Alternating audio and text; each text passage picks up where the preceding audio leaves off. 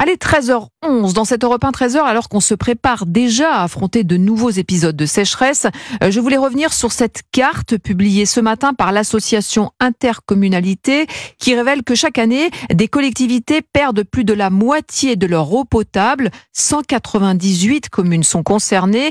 Louise Salé, ce sont souvent d'ailleurs de petites communes isolées et elles sont plus nombreuses que prévu. Oui, le gouvernement avait jusqu'ici dénombré 170 communes en difficulté d'approvisionnement en eau. Il y en a donc davantage car leur réseau n'est pas entretenu.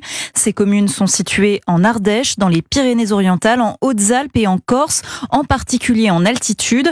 Régis Banquet est vice-président d'Intercommunalité de France et président de l'agglomération de Carcassonne. Ce dont on se rend compte à travers cette carte, c'est que plus de 75% des réseaux qui fuient à plus de 50% concernent des communes qui gèrent de façon isolée la compétence eau. C'est-à-dire qu'elles ne s'appuient pas sur, l'ensemble du territoire. Donc, ces communes-là n'ont plus les moyens d'investir pour réparer ou renouveler leur réseau.